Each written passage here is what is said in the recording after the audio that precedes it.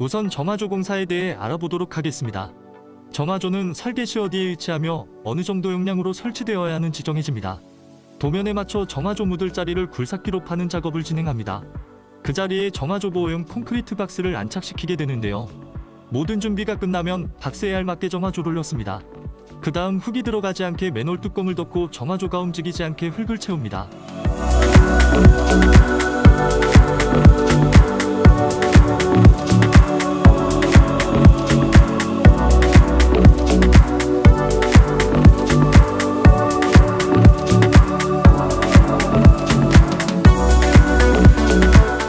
흙을 다 채운 뒤 에어펌프용 엑셀 파이프와 각각의 배관들을 연결합니다.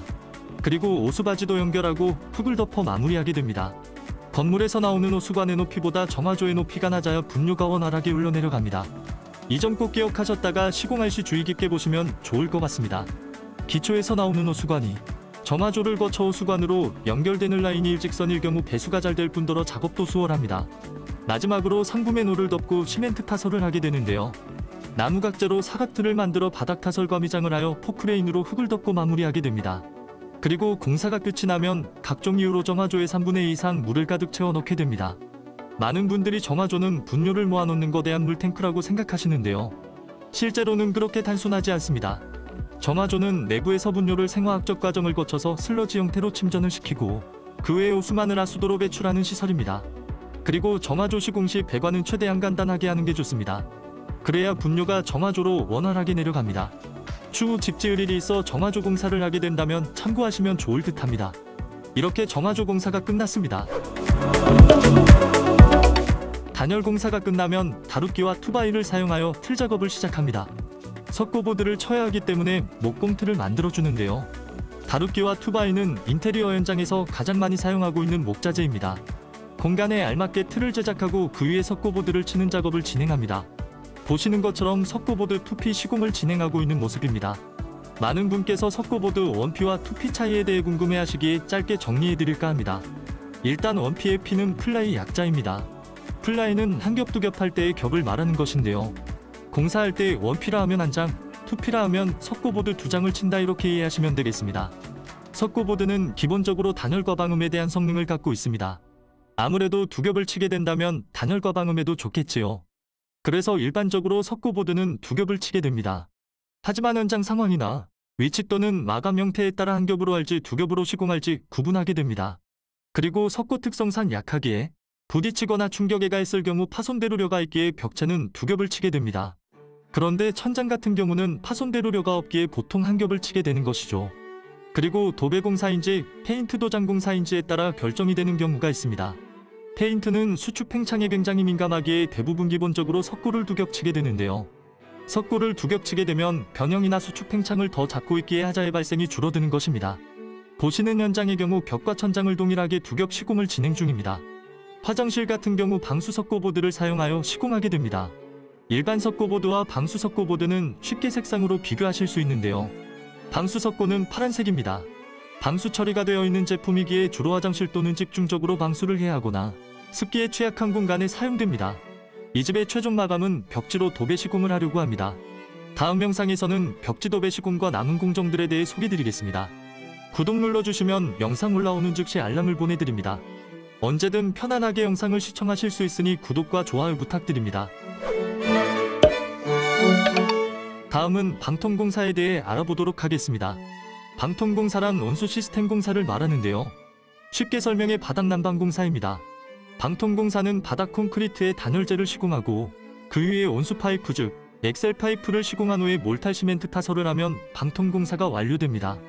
난방 배관은 기존보다 좁게 시공한 모습을 보고 계시는데요. 겨울에 추위 걱정 없이 따뜻하게 지낼 수 있게 시공해 보았습니다. 온수 파이프는 화장실까지 연결하여 겨울 동파를 방지합니다. 분배기는 세탁실 공간에 배치하였습니다. 난방 배관 설치 시 가장 중요한 것은 배관 사이에 조인트가 없어야 합니다. 즉 엑셀관이 한 번에 돌아와야 합니다. 난방 배관 공사가 끝이 나면 배관 위에 검정색 차광막을 깔게 됩니다. 차광막을 까는 이유는 콘크리트 타설 시 부력으로 인해 엑셀관 전체가 뜨기 때문인데요. 엑셀관을 와이어 메시에 결속했지만 와이어 메시 자체는 단열재에 놓였을 뿐 결속이 되어 있지 않기에 타설 시 배관이 뜨는 것입니다. 때문에 배관이 뜨지 않기 위해 차광막을 덮고 타설하는 것입니다. 시멘트 속에 잘 숨어 있어야 아렉셀관이 바깥으로 튀어나오면 100% 하자이니 난방 효과도 떨어지며 추후 장판이나 마루 등 바닥 마감을 할 수가 없게 됩니다. 타설 준비가 다 되었다면 펌프카와 레미콘이 자리에 콘크리트 타설을 진행합니다. 30평대 주택이라면 레미콘 한 대 정도면 되는데 이 집의 경우 2층과 3층 바닥 타설을 진행하였기에 총 레미콘 2대를 불렀습니다. 보시는 것처럼 펌프카에 연결된 관들을 통해 가장 한쪽부터 타설을 진행합니다. 미리 표시할 레벨에 맞게 타설을 진행하는데요. 레미콘만 바로 온다면 몰타를 붓는 작업은 1시간에서 2시간 내외로 걸립니다. 몰타 시멘트를 붓고 난 이후 반나절 정도가 지나면 어느 정도 굳게 되는데요.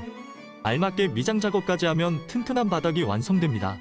여기까지의 작업을 방통공사라 합니다. 이 집의 3층과 곳곳의 복도에는 낙엽송 합판을 사용하여 공사를 진행하고 있습니다. 합판에는 다양한 종류가 있는데요. 자주 사용되는 것이 자작나무 합판이지요. 하지만 최근 들어 자작 합판의 가격이 많이 상승한 뒤로 부담스럽기에 대체 알목자재를 찾고 계시는 추세입니다. 그래서 저는 고객님들께 대체제로 낙엽송 합판을 추천해드리고 있는데요. 다행히 낙엽송 합판은 코로나의 영향을 적게 받아 다른 자재에 비해 상대적으로 단가 인상폭이 적은 편입니다.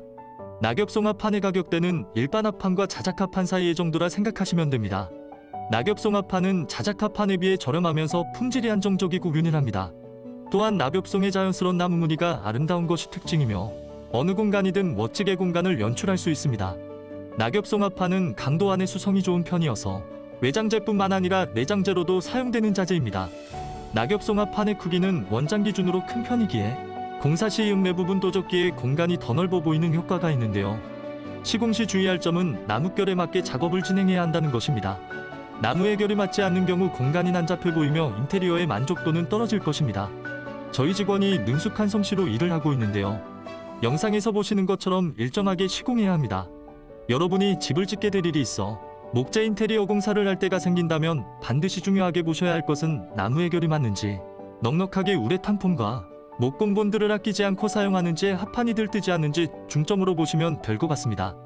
저희 채널 오시면 낙엽송 합판을 사용하여 시공한 공간들의 영상들이 많이 있으니 클릭하셔서 참고하시면 좋을 것 같습니다.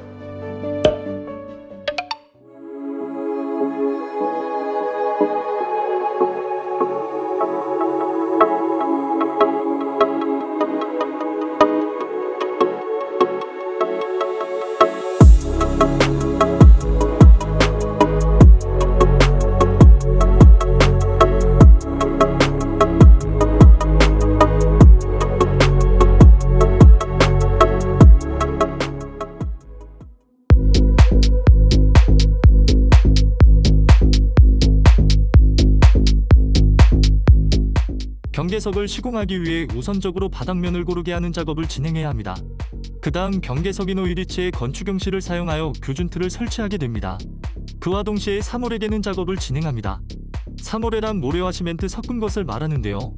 일반 흙을 사용하여 시공하면 경계석이 주저앉을 수 있기에 사모래를 사용하게 됩니다. 도로용 경계석 같은 경우 레미콘 콘크리트로 기초를 하는데요. 일반적인 주택 같은 경우 사모래를 많이 사용합니다. 준비가 완료되면 높이에 알맞게 사모래를 깔고 그 위에 경계석을 순서대로 가배열하게 됩니다. 무게가 80kg 이상 되는 이 경계석의 재질은 자연석이고 화강암입니다. 경계석의 길이는 1m이며 크기는 200에 250입니다. 보시는 것처럼 경계석을 클립을 사용하여 반복 이동 작업을 진행하는데 주의할 점은 안전입니다. 또한 시공하다 깨지는 경우가 있으니 신중한 시공이 필요합니다. 두 명이서 경계석 깔고리를 사용하여 배치하는 모습을 보고 계시는데요. 일자로 경계석이 시공 잘 된 이유는 기존의 레벨에 맞게 띄워둔 건축용실에 맞게 배열했기 때문입니다. 보기에는 쉬워 보여도 상당히 꼼꼼함이 필요한 작업입니다. 배치가 완료되면 위장칼로 마무리 작업을 진행합니다.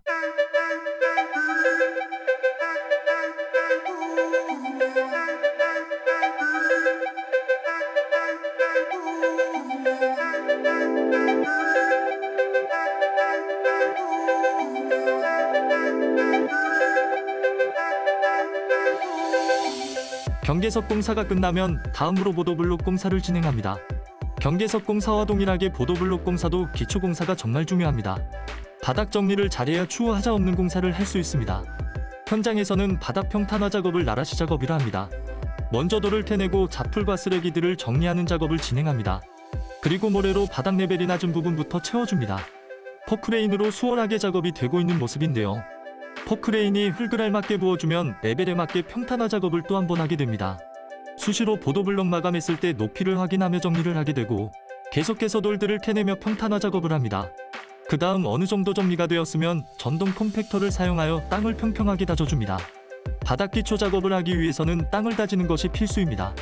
전동 컴팩터는 모래나 흙 등을 고르게 다져주는 역할을 하는데요. 그래야 그 다음 작업이 수월해지며 하자없는 공사를 할 수 있습니다.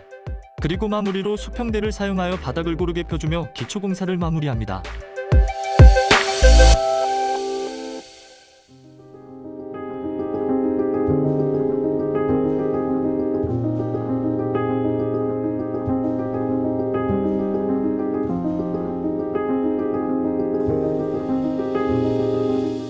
잘 다져진 땅에 보도블록을 하나씩 깔기 시작합니다. 경계석 기준으로 처음 붙여서 시공을 하게 되는데요. 그래야 공사도 수월하게 진행되고 마감도 깔끔하게 나옵니다. 현장에서 블록을 까는 작업을 포설이라 합니다. 평균 1명 포설당 돌 나르는 사람은 2명으로 기준을 잡고 시공을 하게 되는데요. 그래야 빈틈없이 블록 시공이 가능합니다. 시공하다가 들뜨는 블록이 보인다면 고무망치를 사용해 자연스레 레벨을 잡아줍니다. 그리고 수시로 수평대를 사용하여 바닥을 고르게 펴주며 블록 시공을 합니다. 보고 계시는 블록은 투수블록입니다. 투수블록을 자세히 보시면 중간의 공간과 알갱이가 굵다는 것이 특징입니다. 비나 물이 블록으로 떨어지게 되면 밑으로 물이 빠지게 되는 것인데요. 빗물로 인한 침수 피해를 최소화할 수 있다는 것이 특징입니다. 아무래도 불투수블록보다 성능이 좋겠죠. 저희가 지금 사용하고 있는 제품은 청보 콘크리트 제품이며 서울시 투수 성능 지속성 검증 시험을 통과한 입증된 블록입니다. 한 장당 무게는 5kg 정도 생각하시면 되고 크기는 가로 세로 10cm입니다.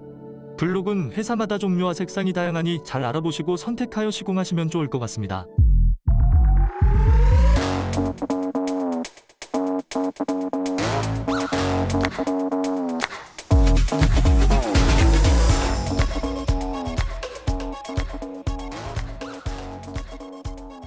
보도블록을 깔다 보면 이렇게 틈새가 생기는데 원장으로 블록을 깔 수 없는 부분은 블록 절단기를 사용하여 크기에 맞게 잘라 끼워 맞추는 작업을 진행합니다. 펜으로 커팅 아리치를 그려주고 자르는 것인데요. 블록 절단기 장비는 크게 수동 자동 두 가지 타입의 모델로 나누어집니다. 지금 보고 계시는 장비는 수동 블록 절단기이고요. 작두식 구조의 긴 작업대 위에 블록을 올리고 절단하는 방식인데요. 손쉽게 벽돌을 절단할 수 있는 것이 특징입니다. 블록 절단기는 바퀴가 달려있어 어디든 이동하며 작업하기 편리합니다. 그리고 사용법도 어렵지 않아 초보 작업자분들도 부담없이 쉽게 사용하실 수 있습니다. 보도블록 공사는 손이 많이 가는 작업입니다. 깔끔한 마감으로 나신다면 디테일에 신경을 써야 하는 것이 필수입니다. 보도블록 시공이 끝난 뒤 보도블록 틈 사이사이에 규사를 넣어 줄눈 작업까지 마감해줍니다.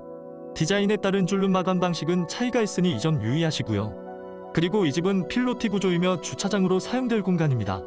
차가 언제든 수월하게 접근할 수 있도록 경계석 레벨에 맞게 아스콘 포장 공사를 진행하였습니다. 때문에 마당 안으로 빗물이 침투할 일이 없을 겁니다.